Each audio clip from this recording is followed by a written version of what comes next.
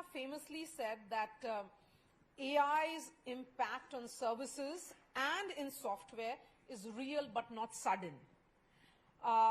When you say it's real but not sudden, who all will survive this onslaught at present?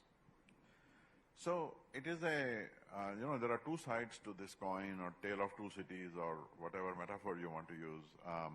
On the one hand, with AI today, it is possible for a person to be so incredibly more productive with whatever they need to do. I have seen examples where people can do things 20 times, 30 times faster, more efficiently than they did before. One of my friends who was a student with me in AI, when we did our PhDs together, I was just talking to him this morning. He rebuilt a system that was built by 15 engineers over 9 months. He recently rebuilt that system by himself in 14 days using one of these. So what took 9 months then? What took 9 months by 15 people with 15 very high-level engineers was rebuilt by himself alone within 14 days. So that's more than 100 times productivity gain. So this is possible today. On the other hand, there is also, if we don't go after these new opportunities, so you can do with that kind of a power, you can do unprecedented things. But on the other hand, the kind of work that we do, the routine work, the knowledge work, that can now also be done much more efficiently. And so there is clearly a disruption there. So both of these truths are there at the same time. Because you have highlighted the fact that what was being done by 15 individuals is now being done by one person, and in just 14 days. Earlier it was in 9 months. So is AI taking jobs, replacing humans? So it is doing both. It is creating opportunities for completely new kinds of things that were simply not possible before. And also it is making certain kinds of work completely unnecessary. And both of these are happening at the same time. So it's like a creative destruction that is happening at hyperspeed. So the important thing is to focus on what is it that was possible to that is possible to do now that is of value. And so I'll give you two examples.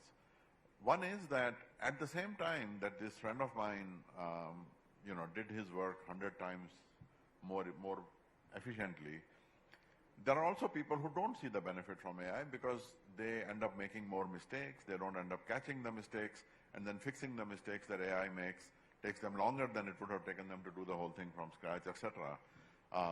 So I think the statement there is that in the hands of people who understand how to use this, it is an incredibly powerful tool. The second thing I want to say is that you can do completely new kinds of things before.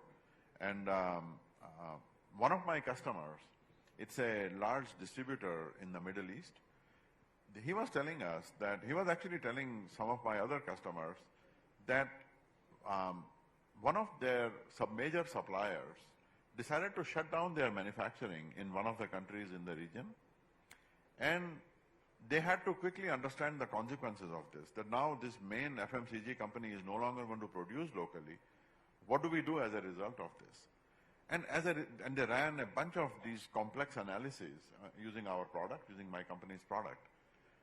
And as a result of that analysis, they decided to shut down their operations in that country. Now, think about how this would have unfolded before AI.